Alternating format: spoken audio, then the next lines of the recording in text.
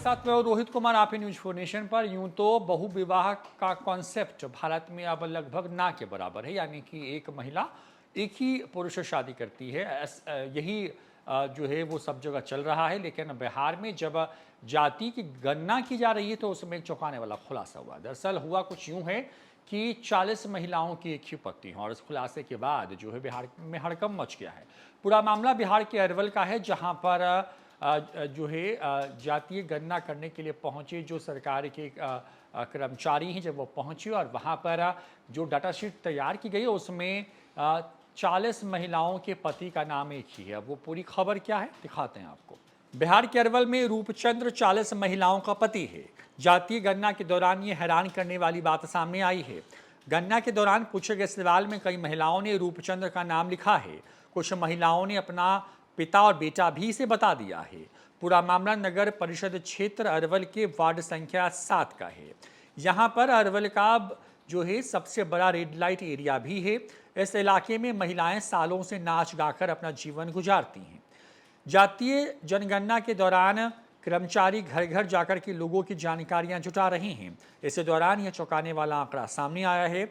यहाँ पर red light area में की करीब 40 महिलाओं के पति का नाम रूपचंद्र है। वही कुछ महिलाओं के पिता बेटे के तौर पर भी नाम रूपचंद्र का ही लिखा गया है। यहाँ की महिलाओं का कोई निश्चित ठिकाना नहीं होता है। महिलाएं रूपचंद्र को सब कुछ मानती हैं। इलाके में ऐसे दर्जनों परिवार हैं जिन्होंने रूपचंद्र को अपना सब कुछ माना है। रूपचंद्र कौन है? अब ऐसे में आपके मन में सवाल आ रहा होगा, तो आपको ये भी बताएंगे। और ये कहीं और क्यों नहीं जाना जाता, ये भी सवाल आपके मन में होगा, तो इस पर आपको तफ्तीश से बताते हैं। जातीय गणना करने वाले राजीव रंजन राकेश ने बताया है कि रेड लाइट एरिया में रहने वाली महिलाओं से उन्होंने बात की, उनका रिकॉर्ड जाना। कुछ इस दौरान महिलाओं ने अपने पति, पिता और पुत्र का नाम रूपचंद्र बताया।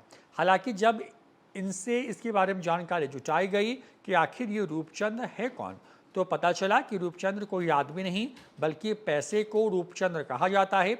यही वजह है कि महिलाओं ने रूपचंद्र को अपना सब कुछ बताया है। बिहार के अरवल में बिहार के सबसे पुराने रेड लाइट एरिया में से एक जो है वो है, और वहाँ पर जब जातीय गणना करने के लिए जो लोग पहुँचे तो वहाँ पर तमाम महिलाएं हैं जो कि नाच गा करके अपना कहें कि पेट पालती हैं, उन महिलाओं से जब उनके परिवार के बारे में पूरा ब्यौरा लिया गया तो पति और पिता और पुत्र के कॉलम पर उन्होंने रूपचंद्र लिखा, जिसे वहाँ स्थानीय महिलाओं के मुताबिक पैसे को माना जाता है। दरअसल इन महिलाओं के लिए पैसा सब कुछ है, उसी के लिए काम करती हैं और इसी को इसमें दिखाने की कोशिश हुई है। और जब ये पूरा मामला सामने आया तो वहाँ पर जो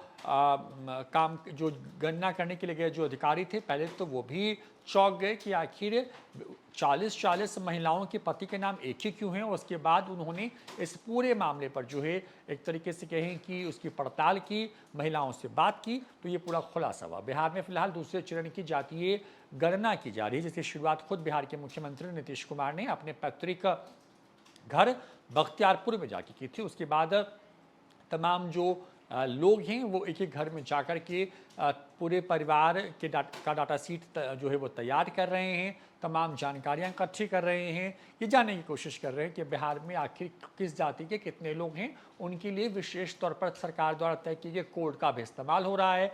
उनकी आमदनी से लेकर के नौकरी समेत तमाम चीज़ों का ब्यौरा इसमें लिखा जा रहा है। और जब अरवल में ये तमाम लोग पहुंचे जांच करने के लिए, जब जाति गणना के काम को कहेंगे पूरा करने के लिए रेड लाइट एरिया में, तो वहां की महिलाओं ने रूपचंद्र का नाम लिया, जिसमें 40 ऐसी महिलाएं सामने आए जिन्होंने अपने पति, पिता और बेटी का नाम भी रूपचंद्र ही बताया।